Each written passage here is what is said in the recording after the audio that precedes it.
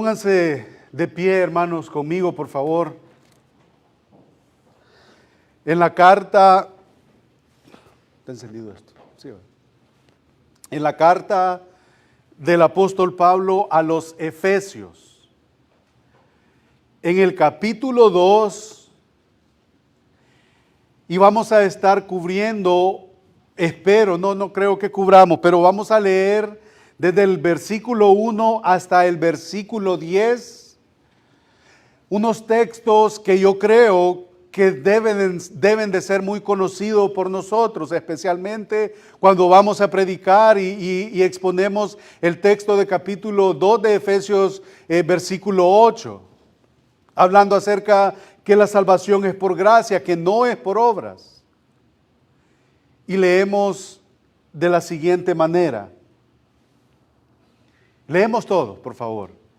Y Él os dio vida a vosotros cuando estabais muertos en vuestros delitos y pecados, en los cuales anduvisteis en otro tiempo, siguiendo la corriente de este mundo, conforme al príncipe de la potestad del aire, el espíritu que ahora opera en los hijos de desobediencia, entre los cuales también todos nosotros, dice Pablo, vivimos en otro tiempo, en los deseos de la carne, haciendo la voluntad de la carne y de los pensamientos, y éramos por naturaleza hijos de ira, lo mismo que los demás. Pero Dios, que es rico en misericordia, por su gran amor con que nos amó, aun estando nosotros muertos en pecados, nos dio vida juntamente con Cristo, por gracia sois salvos. Y juntamente con Él nos resucitó y asimismo nos hizo sentar en los lugares celestiales en Cristo Jesús, para mostrar en los siglos venideros las abundantes riquezas de su gracia en su bondad para con nosotros en el amado, en Cristo Jesús.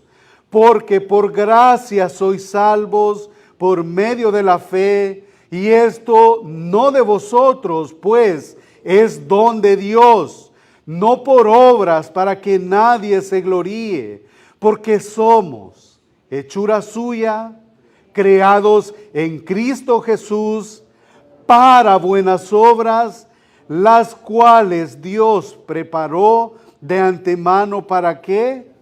Para que anduviésemos en ellas. Oremos. Padre bendito, te damos las gracias nuevamente por esa maravillosa gracia.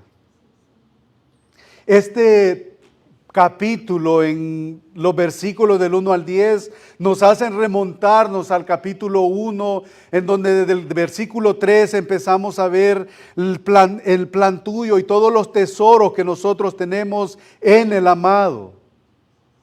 Todas las riquezas de su gracia que son ofrecidas y son dadas a través del Evangelio.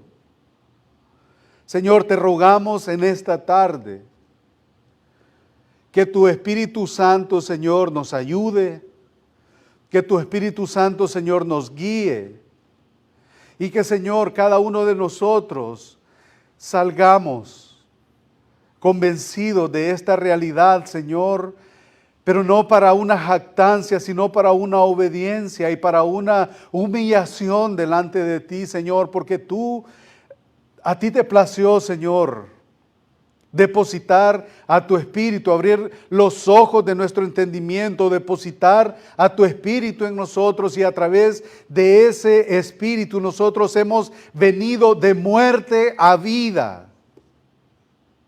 Hemos venido de muerte a vida, Señor. Y no ha sido, Señor, porque nosotros hemos sido más listos que los demás. No ha sido, Señor, porque nosotros somos más inteligentes que los demás. Señor, estamos aquí por pura misericordia. Y eso, Señor, debe de maravillarnos, que estamos aquí, Señor, por pura misericordia. Nosotros, Señor, si fuera la salvación y dependiera de nosotros, Señor, ninguno de nosotros fuera salvo, ninguno de nosotros puede colaborar para su salvación, porque todos a una se hicieron inútiles, a una todos cayeron, Señor. No hay justo, no hay ni siquiera uno, no hay quien entienda, no hay quien busque a Dios, porque todos se desviaron, todos nos desviamos, Señor.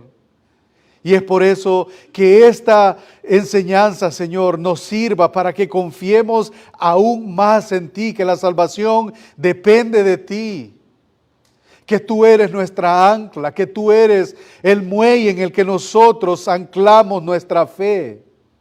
Y tú eres la almohada en donde nuestra fe descansa, Señor. Que sea exaltado tu nombre. Te lo suplico en el nombre de Cristo. Amén. Pueden tomar asiento, hermanos.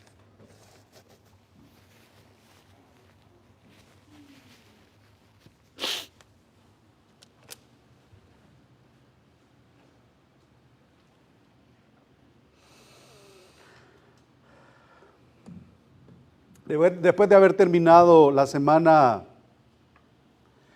anterior en el capítulo 1, nos acercamos al capítulo 2, como ya nosotros leímos del versículo del 1 al 10. Y es mi oración y mi convicción que con la que empezamos la carta, que la oración sigue siendo la misma, ser transformados. Vamos a seguir viendo lo que fue escrito para esta región, para estas iglesias, para estos hermanos y los hermanos que estaban alrededor de esta iglesia, y que por aplicación, que por continuación también fue escrita para nosotros, y es precisamente por lo que nosotros estamos acá.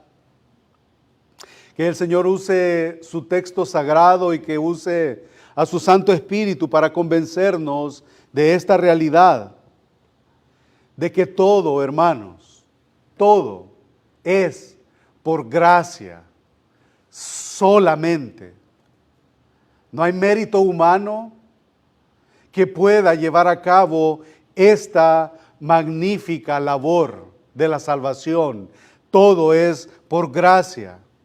Y eso sucedió desde el día en el que el Señor vino con su gracia salvadora a nosotros.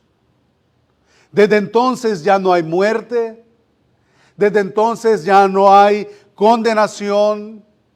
Desde entonces lo que hay es una esperanza posicional que todavía no se lleva a cabo, pero que es futura, que está aguardando por usted y que está aguardando por mí. Pero antes de eso, ¿qué sucedía? Antes de eso que yo acabo de mencionar, que es nuestro, ¿qué sucedía en nosotros? ¿Qué sucedía en la mente de Pablo, en la vida de Pablo, en el testimonio de Pablo? Ya nosotros lo hemos leído muchísimas veces.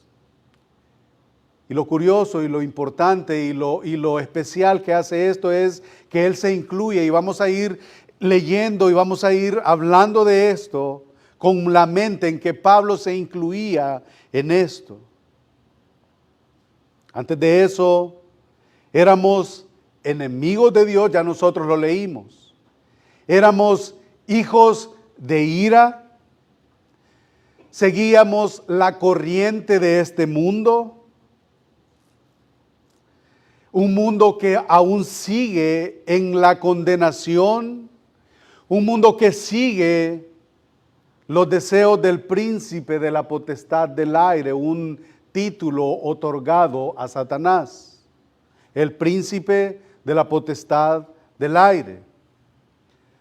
Y una vez más, si usted y yo nos llamamos cristianos, si usted y yo nos llamamos ser hijos del Dios vivo, es por Él, es por los méritos y por la iniciativa de Cristo. No hay otra explicación por la cual nosotros estamos acá. En el capítulo 3, versículo 4 de Tito, si ustedes quieren ir ahí o anotarlo, nosotros tenemos luz en cuanto a esto. Dice ahí, pero cuando se manifestó la bondad de Dios, capítulo 3 de Titus, iba a decir ya en inglés, se me está olvidando. Tito, capítulo 3, versículo de 4 en adelante, dice, pero cuando se manifestó la bondad de Dios nuestro Salvador y su amor para con los hombres,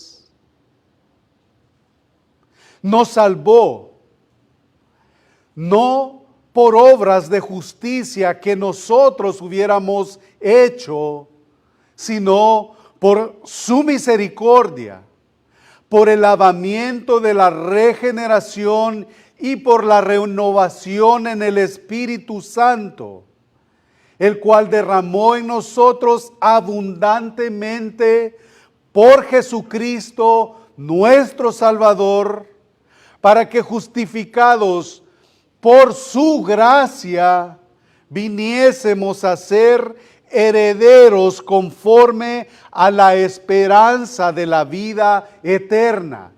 Ahí está, todo por gracia.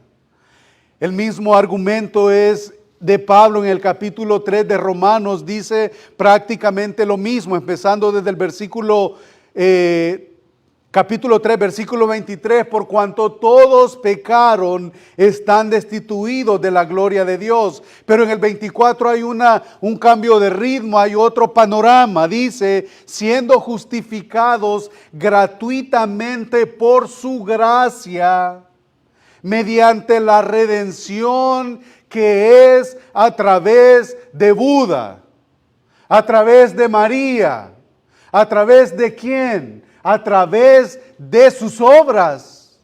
No, es a través de Jesucristo.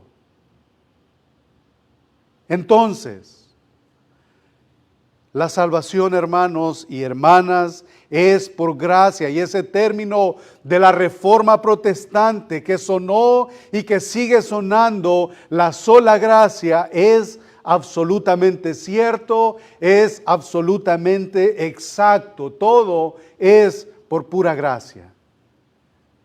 Todo es por gracia.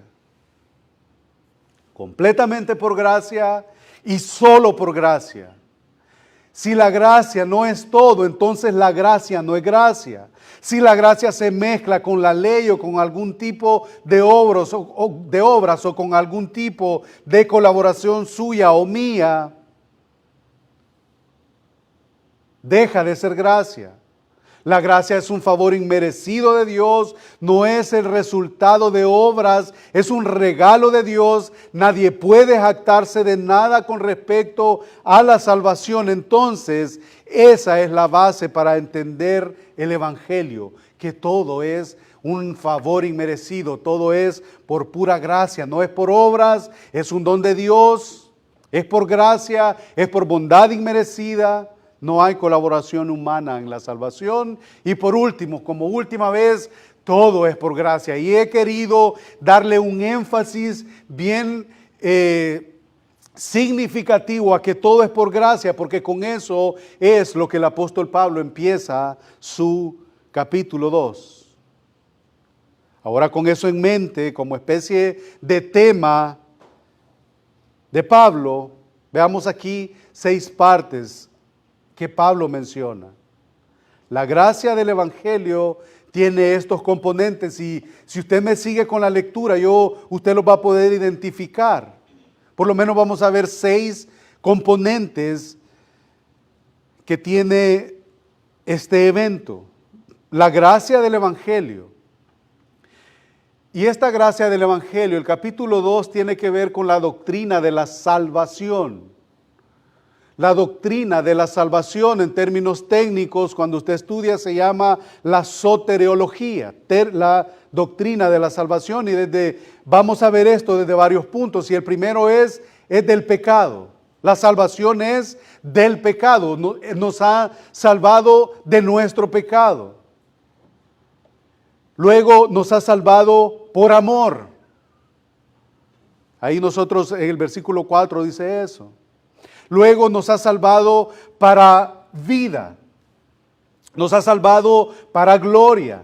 Nos ha salvado mediante la fe. Y nos ha salvado para buenas obras.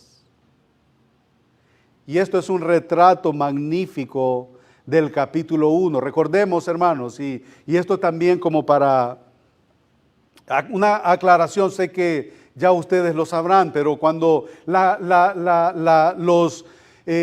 cartas o los libros fueron escritos, no fueron escritos así de manera dividida como nosotros los tenemos ahora. Por ejemplo, ahora escuchábamos el estudio del pastor Luis Contreras cuando está en Primera de Samuel, en el primer libro de Samuel, y la pregunta es, ¿va a continuar la segunda? Caleb preguntaba, ¿cree que va a continuar con segundo de Samuel? Y la respuesta yo creo que sí, esa es la labor de ellos ahí. Y de ahí es donde nace mucha enseñanza que la predicación ha de ser consecutiva. Pero la idea es de que era un solo escrito y ahora después es que ya se hicieron divisiones.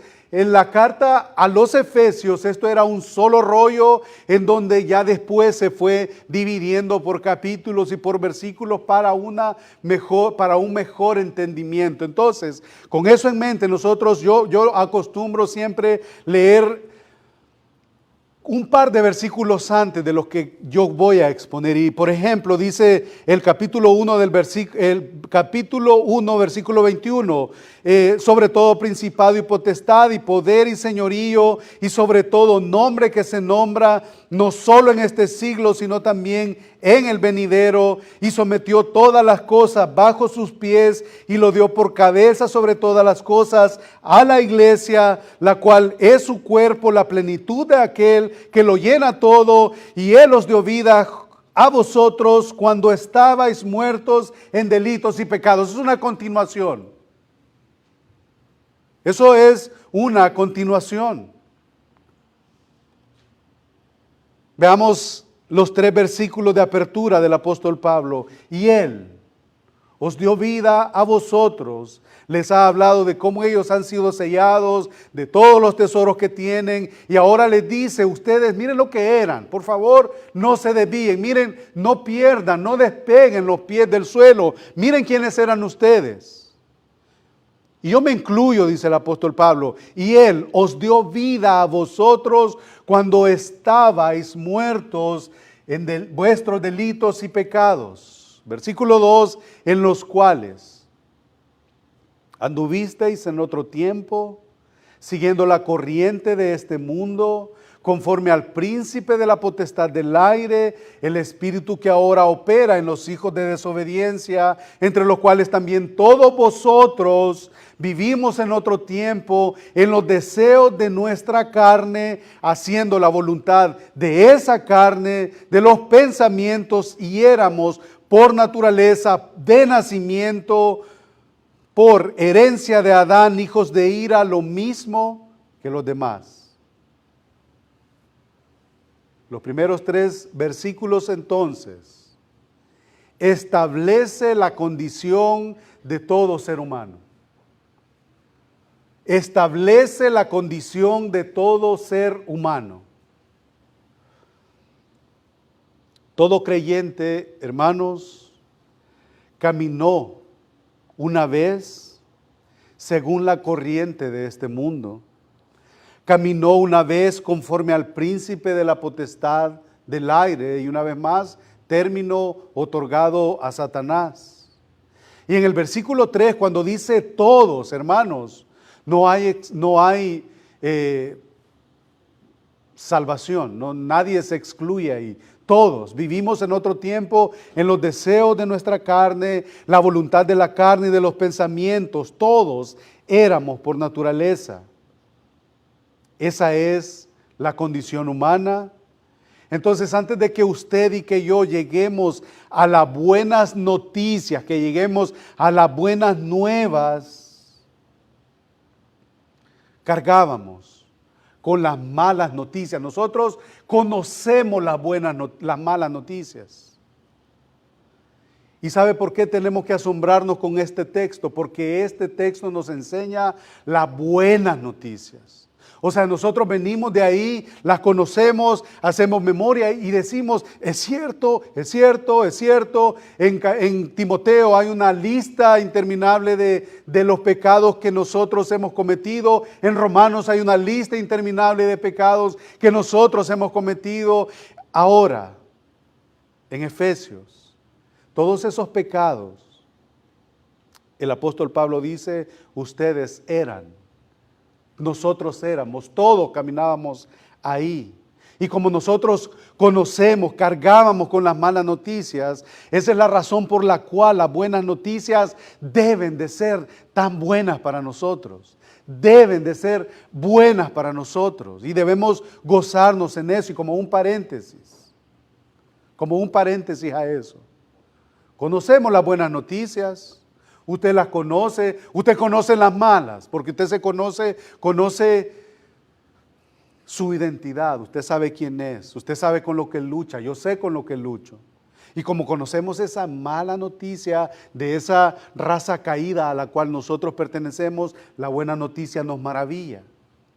Pero el hecho de que las buenas noticias las conozcamos, esto no quiere decir que la gente inconversa no pueda hacer algún bien moral, aún en su condición caída, aún en su muerte espiritual. Nosotros conocemos que hay gente que no ha confesado a Cristo, que no ha venido a Cristo, que no se ha arrepentido de sus pecados, pero los conocemos y decimos de ellos, fulanito, qué buena persona es, aunque no es creyente.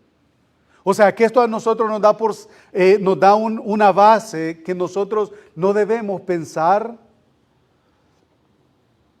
que por el hecho de no venir a Cristo, que todavía poder padecer o poder pertenecer a esa raza que no se ha arrepentido, a la condición caída, que en la muerte espiritual todavía no puedan hacer algún bien moral, algún favor, buenas obras. Ustedes se recuerdan en el último capítulo de Hechos, en el capítulo 28, tenemos el ejemplo de los habitantes de la isla de Malta, capítulo 28 de Hechos.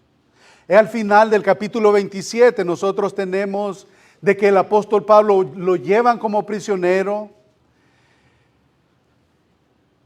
de manera que el barco en el que van sufre naufragio y golpean con piedras y el barco empiezan a tirar todo lo que llevan porque el barco ya no puede más, las velas se están quebrando, el barco se despedaza y todos quedan a la deriva y viene Pablo y agarran unas ramas, luego otros partes del barco y ahí de ellos se salvan y cuando ellos se dan cuenta que ya están en tierra firme, se dan cuenta que están en una isla que se llama Malta. Y miren lo que pasa en el capítulo 28 de Hechos, en esta isla hablando acerca de que gente natural también hace buenas obras. Capítulo 28 de Hechos, estando ya a salvo, supimos que la isla se llamaba Malta. Y los naturales, o sea, los nativos de ahí, la gente que vivía ahí, nos trataron mejor que los hermanos de seguidores de Jesús, los ángeles. Nos trataron no con poca humanidad, o sea que fueron kind, como dicen en inglés. Fueron bien amables. Y los naturales nos trataron no con poca humanidad, pero eso no significa que ellos conocían al Señor, que habían escuchado el Evangelio. Sigamos leyendo. Porque encendiendo un fuego, ¿quién no va a creer? ¿Quién no va a hablar bien de alguien que le ha encendido un fuego después que viene del frío del mar y todo eso? Porque encendiendo un fuego nos recibieron a todos a causa de la lluvia que caía y del frío. Entonces, habiendo recogido Pablo algunas ramas secas, las echó al fuego y una víbora huyendo del fuego, o sea, del calor que habían preparado para ellos, se le prendió en la mano a Pablo. Cuando los naturales, o sea, otra vez, él dijera cuando los hermanos de Malta, pero él dice cuando los naturales vieron la víbora colgando de su mano, se decían unos a otros. Y aquí hay un poquito de aplicación para nosotros. Ciertamente empezaron aquellos a cuchichearse ahí.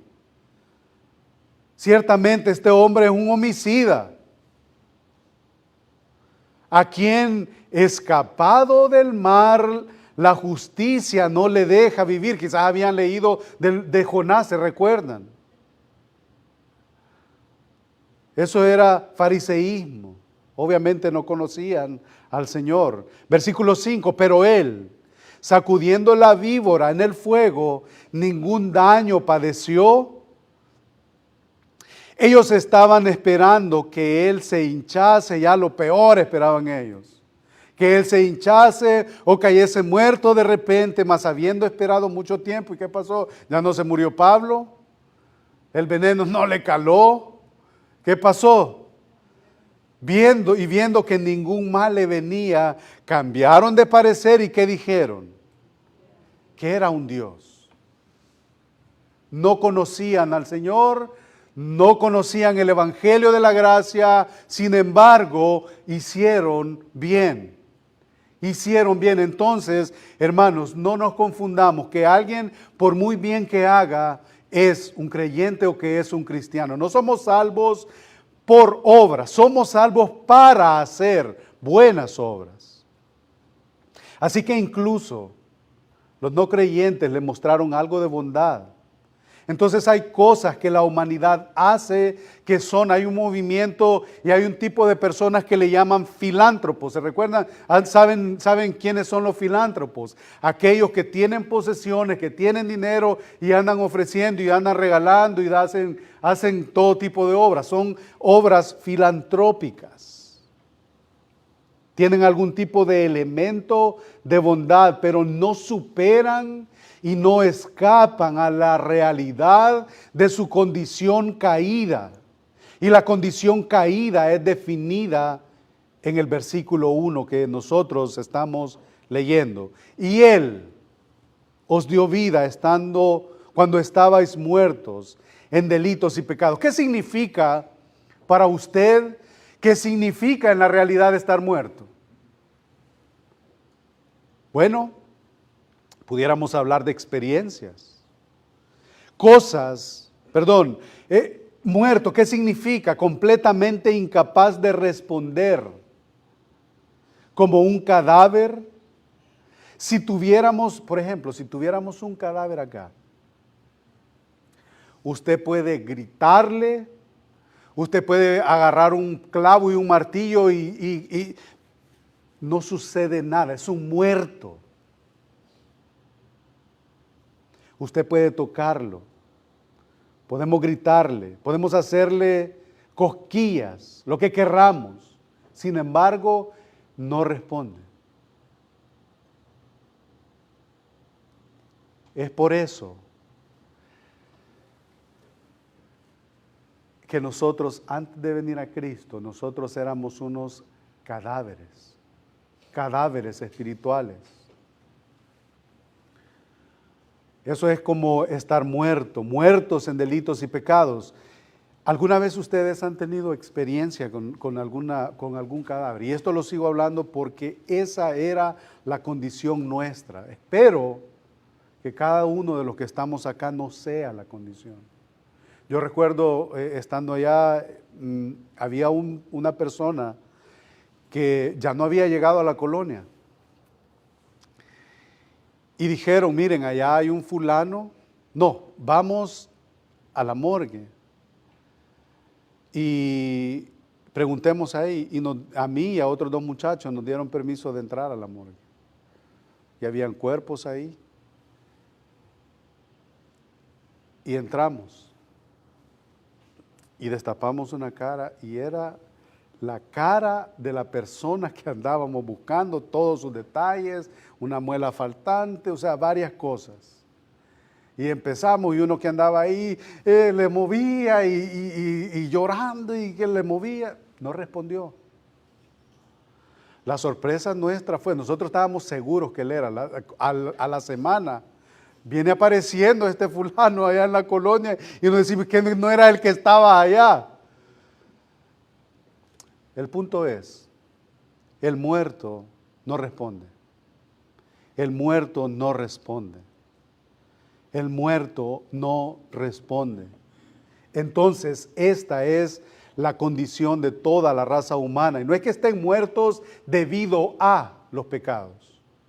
Porque aquí nosotros tenemos que leer bien. No es que están muertos debido a sus pecados y sus delitos, sino que están muertos en sus delitos y pecados. Esa es la esfera en la que ellos existen, así como nacemos todos después de la caída. La condición es una condición de muerte absoluta, completamente incapaz de responder a Dios. No hay vida, están totalmente separados y distanciados de la vida de Dios. Y si nosotros vamos un poquito más adelante en el capítulo 4, versículo 18 de Efesios, ¿qué es lo que dice ahí el apóstol? Teniendo el entendimiento entenebrecido.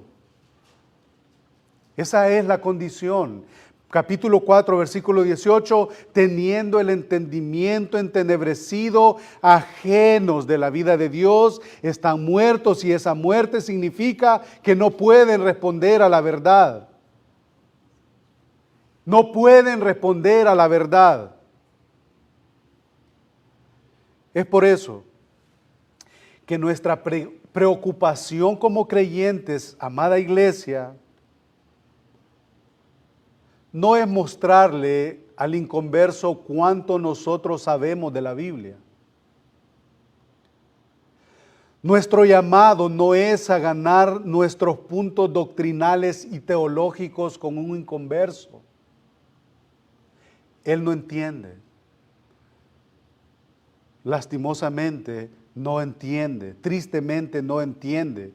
Ellos están muertos. El testigo de Jehová está muerto. El mormón está muerto. El católico está muerto. ¿Por qué yo he de ponerme a discutir de teología con él si él no entiende las cosas del Espíritu? Porque las cosas del Espíritu han de discernirse ¿cómo? Espiritualmente. Y si él no posee al Espíritu Santo, que es las arras de nuestra redención, que es quien nos guía hacia toda verdad, no entiende. El llamado nuestro es a predicarles el Evangelio. Nuestro llamado es a predicarles el Evangelio, que es poder para la salvación, para poder abrir los ojos del entendimiento y de esa manera puedan entender las cosas que son del Espíritu, porque todas han de discernirse de manera espiritual. Hermanos, esto es difícil para hablarlo para nosotros. Para mí es difícil hablarlo, ¿saben por qué? Porque hay seres que yo amo, que no han venido a Cristo. Porque hay seres que yo conozco que dicen que han sido cristianos, están apartados de la iglesia, nunca lo fueron, su fe no fue genuina.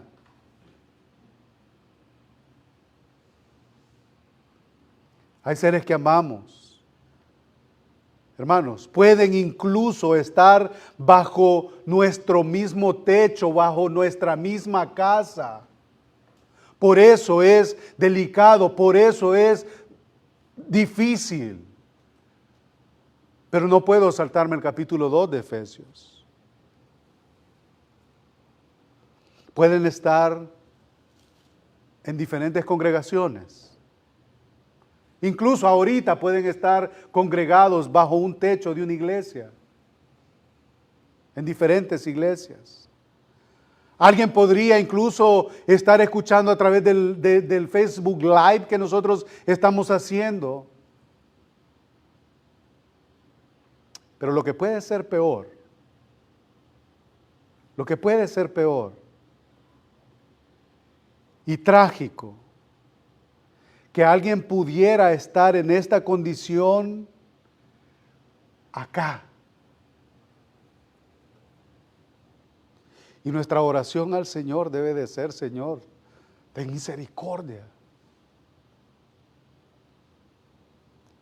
¿Sabe por qué? Hebreos 6, el autor a los Hebreos, capítulo 6, dice: ellos fueron testigos de los milagros, ellos fueron participantes del Espíritu y ellos, pero ¿saben qué?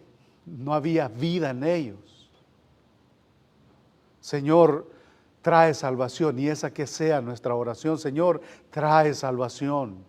No solamente a los que están en otras iglesias, no solamente a los que están bajo nuestro techo, sobre nuestros hijos, sobre cualquier otro, a nuestra iglesia. Señor, si hay alguien acá, Señor, trae salvación. Somos llamados a predicar el Evangelio. Estamos hablando con personas que no pueden oír, que no pueden escuchar, que no pueden entender, que no pueden creer. Eso es lo que dice el profeta Isaías en el capítulo 6, versículo 9. Y también lo dice Jesucristo en el Evangelio de Mateo, capítulo 13, versículo 13 y 14. Oyendo no ven, viendo no ven. Perdón, oyendo no oyen, viendo no ven. Y este es un desafío, hermanos, monumental para nosotros. Que nosotros confrontemos a personas que no tienen la capacidad de escuchar la verdad y peor aún de creerla. No tienen, no pueden. Así que en primer lugar, no solamente tienen eso debido a su condición de muertos en pecado, sin capacidad de responder a Dios, manifestándose a sí misma en delitos y pecados, sino que también en segundo lugar, anduvisteis en otro tiempo. Esa era la rutina diaria de su vida, siguiendo la corriente de este mundo, sea cual sea la tendencia, sea cual sea la cosmovisión, sea lo que sea popular. Allí estaban, anduvisteis, ustedes andaban ahí, dice el apóstol Pablo. Entonces, en primer lugar, están muertos a causa del pecado, y en segundo lugar, están sujetos a todo lo que sucede en su mundo que los rodea y no pueden responder por sí solos. Están siendo gobernados por el sistema que les rodea, y es el príncipe de la potestad del aire. Es un título, una vez más, para Satanás. Y no solo opera en un sistema mundial a su alrededor, sino que veamos atrás en el capítulo 2, en el versículo 2, perdón, del capítulo 2. En los cuales anduvisteis en otro tiempo, siguiendo la corriente de este mundo conforme. Ahí está el príncipe de la potestad del aire, el que ahora opera en los hijos de desobediencia. Así que aquí está el problema. ¿Usted le habla a algún familiar de Cristo y no responde? ¿Le habla a algún compañero de trabajo y no tiene la capacidad de responder al Evangelio?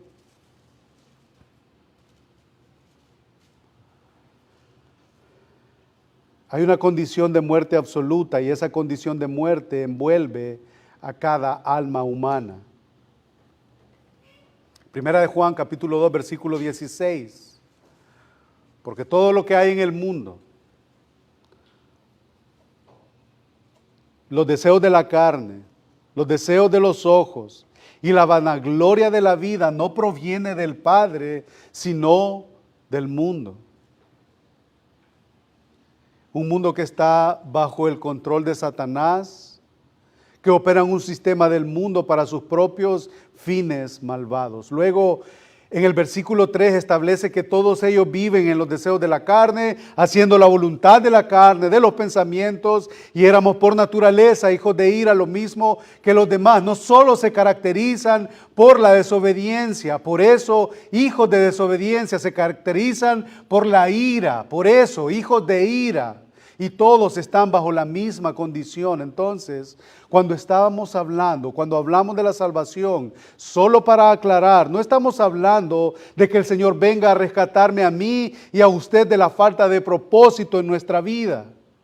No estamos hablando de que el Señor venga a rescatarlo a usted y a mí de la insatisfacción o la soledad o la infidelidad, la infelicidad de un matrimonio, o de la pobreza o de un abuso o de una decepción o de una enfermedad. El Evangelio trata acerca de liberar al hombre y a la mujer del pecado, de una ira eterna, de una depravación masiva, en la que todo termina con una ira eterna.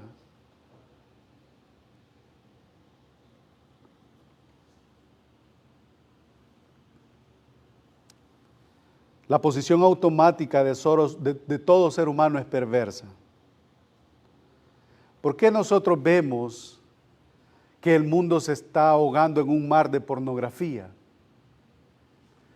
Que se está ahogando en un mar de asesinatos de niños en el vientre de sus madres.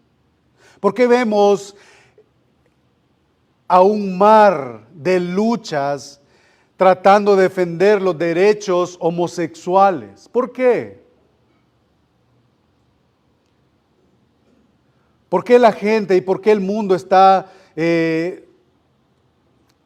luchando para corromper aún más el sistema educativo de este país? Nosotros no vemos a una cultura luchando por el mal. ¿Yo me quiero hacer más malo? No.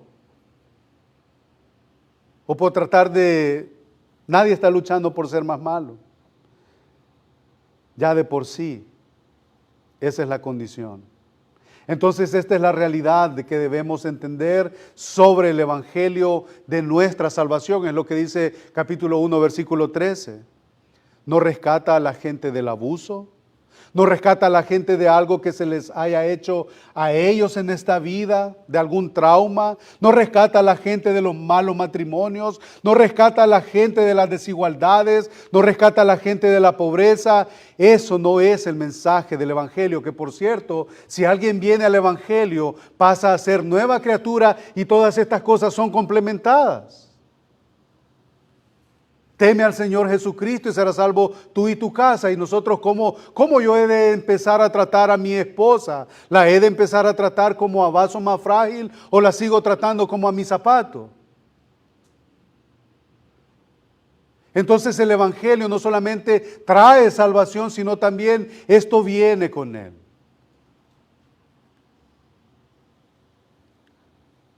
Entonces el Señor está rescatando del pecado a un nivel masivo que lo abarca todo. Entonces el Evangelio es un mensaje, la buena noticia de la que usted puede ser rescatado del pecado, de la condenación y de la ira venidera. Hermanos, ¿dónde estamos? Como dije al principio, solo hemos llegado al versículo 3. Como dije al principio, es un tema difícil de hablar, pero no podemos saltarnos.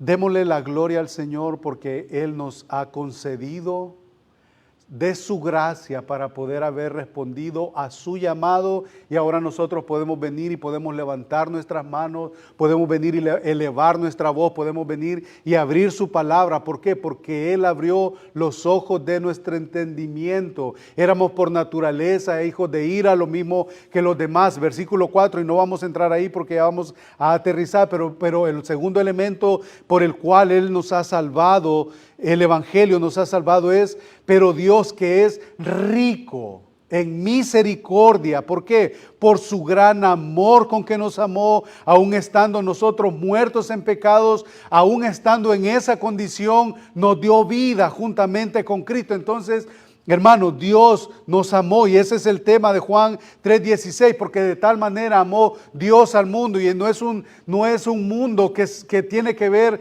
con toda la humanidad. Y eso lo vamos a ver el próximo domingo. Pero para cerrar, que el Señor reciba gloria a través de nuestra vida ahora como hijos de Él, como cristianos, el hermano oraba que donde nosotros andemos, que nosotros podamos ser luz en la oscuridad, que podamos rodear a este lugar con el Evangelio, que podamos exhibir las gracias y las misericordias del Evangelio. Eso es para nosotros los creyentes. ¿Qué tal con el no creyente? Alguien entre nosotros no le llama la atención leer la Escritura, orar, compartir el Evangelio, darle gloria a Dios, honrar a Dios con su testimonio. Es muy posible, no digo que sea cierto, es muy posible que haya una muerte espiritual. Y si hay muerte espiritual, hermano, rara vez yo hago esto, pero este tema me lo demanda. Si hay alguien entre nosotros que quiere rendir su vida a Cristo y decir, levantar su mano y decir, yo soy un pecador, no hay vida en mí, Señor, sálvame, que pueda hacerlo. Hay alguien entre nosotros que quiera rendir su vida a Cristo, puede hacerlo. Y si no, vamos a cerrar con una oración. Amén.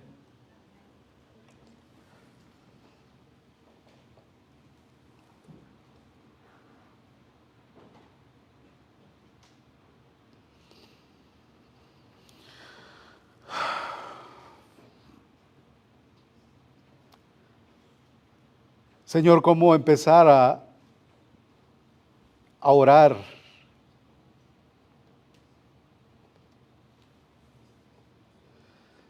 Ante esta realidad. Lo único que, Señor, se me ocurre es mostrarte gratitud, Señor. Mostrarte, Señor, que me humillo delante de ti. Y vengo, Señor, arrepentido. Porque después de que nuestros ojos han sido alumbrados, Señor, a pesar de que nosotros tenemos tu Espíritu y hemos sido salvos, Señor, a veces seguimos pecando y lo hacemos voluntariamente. Es mi oración, Padre bendito, que nos llenes de gozo, de alegría y que nos guíes, Señor, a la obediencia, que tu Espíritu Santo nos guíe, que tu Espíritu Santo, Señor, nos convenza de imperfecciones, de impurezas. Tú eres un Dios santo, un Dios justo. Tú eres un Dios de amor, por eso nos salvaste, con amor eterno te he amado, dice tu palabra. Pero como eres amor, también ese mismo amor demanda de ti justicia y tu santidad también demanda justicia, demanda ira, porque tú eres un Dios santo, un Dios que no puede ser manchado por el pecado. Por eso, Señor, te rogamos que guíes nuestras vidas y que nosotros de manera intencional, nosotros luchemos en contra del pecado que nos asedia. Te ruego, Señor, por cada uno de nosotros que tú has depositado, Señor, de tu Espíritu, que tú elegiste desde antes de la fundación del mundo para que fuéramos santos y sin mancha delante de ti, que sigamos, Señor, y corramos esta carrera, Señor, que prosigamos al blanco, sin quitar, Señor, la mirada de Cristo, que es el autor y es el consumador de nuestra fe. Señor, que exaltado sea tu nombre entre nosotros, que alabado sea tu nombre entre nosotros, Señor. En el nombre de Jesucristo pedimos también si hay alguien que está escuchando a través de este live, Señor, y Señor, tú quieres obrar en su vida, Señor, te rogamos misericordia. Por aquellos, Señor, que estamos acá o de alguna manera van a escuchar este mensaje, que, Señor, tú hables. Hemos hablado, Señor, de tu palabra solamente. Oramos en el nombre de Jesús y para su gloria. Amén. En la parte de atrás de su boletín, hermanos, está un canto. Siempre nos vamos a despedir con un canto: en Jesucristo, el Rey de Paz. Nos ponemos de pie y cantamos este canto. Lo vamos a hacer a capela.